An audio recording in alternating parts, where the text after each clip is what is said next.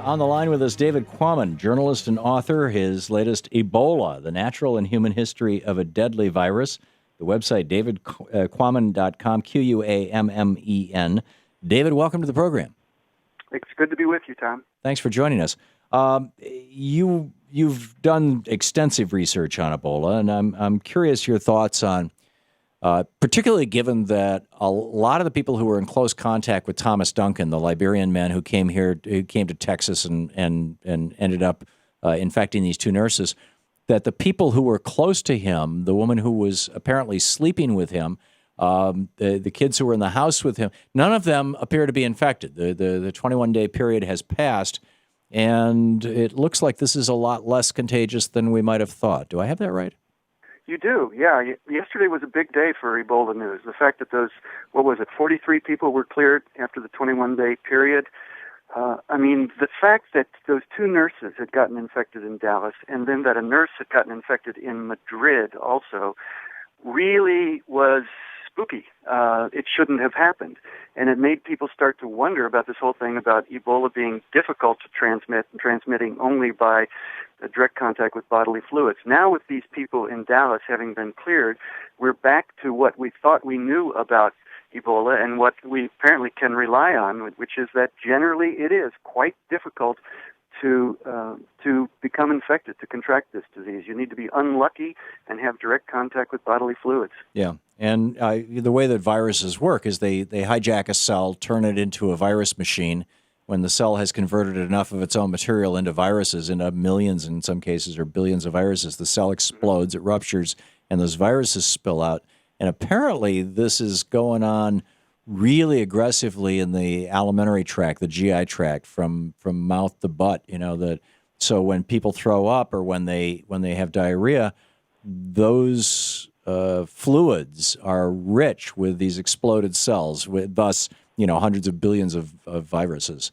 But that's right, yeah. Pretty much everything else, not so much.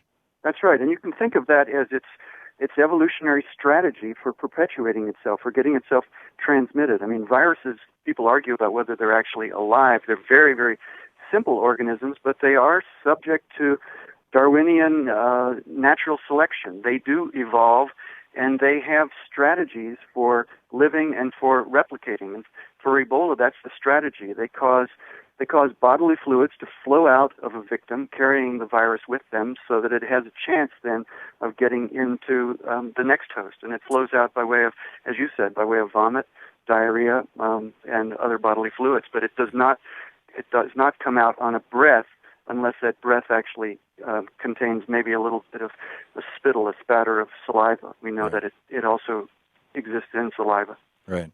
So what's your assessment of what's going on in West Africa right now? Well, it's horrible. There's a horrible tragedy happening there, and the real concern now, I think, is that as we get the situation under control in the U.S. and people start to be a little bit less freaked out about the idea of Ebola having been transmitted in the U.S., as that story starts to go away, if it's going away, the danger is that we'll forget about West Africa, and that would be horrible. They need much more help from the international community over there. They need more money. They need more experts, healthcare workers. They need more material supplies. And as we've seen, the projections are, if they don't get those, and if we don't help to contain this epidemic there soon, it'll be thousands. The one prediction from the WHO is 10,000 new cases each week in the worst case scenario. Now, Nigeria has been declared Ebola free. Yeah, that's another. What do they know that Liberia doesn't, or what do they have that Liberia doesn't? Well, they've done what you're supposed to do. They had enough people and a strong enough healthcare system that they isolated the cases that they had very quickly, and they traced contacts and they monitored and isolated those contacts, and they managed to contain it while the numbers were still small. I believe they also had some important help from some international organizations. Bill and Melinda Gates Foundation, I believe, put $50 million in there quickly to convert malaria clinics that they had helped establish into Ebola treatment centers.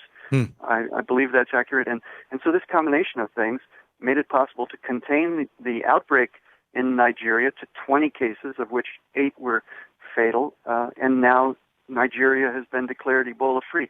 That's a huge relief, and it's a huge victory for what we thought we knew, and what indeed we can count on, as I said, as the ways to control this virus. Yeah, especially since this was popping around Lagos, and one of the That was most very scary. crowded and highly populated cities in the world. Right. So what is it that Americans need to know, and what do we need to be doing? I mean, the president has called for money for West Africa. Congress has not chosen to meet, so the president can't just appropriate money. That has to come from Congress. Odds are they won't have even a conversation about this until after the November 4th elections. What do we do? Well, I think we should call our representatives and our senators and say, look, this is really serious. The U.S. needs to step up, just as other members of the international community need to step up and vastly multiply the amount of support that we're sending to West Africa. And if you're just concerned about Americans, even the best way to protect Americans is to end this thing in West Africa. That means we need to be sending them more experts, more money, to buy more supplies, to create more treatment centers, and deal with this thing by much stronger measures than have been applied so far. Yeah. We need Congress to come back and do their job. Good luck on that, but I agree with your call for action. David Quammen, journalist and author. His latest is Ebola, the natural and human history of a deadly virus. His website, davidquammen, QUAMMEN.com, and Twitter @DavidQuammen. David, thanks a lot for dropping by today. Yeah, good to be with you, Tom. Great talking with you, and I appreciate all the information that you bring to this.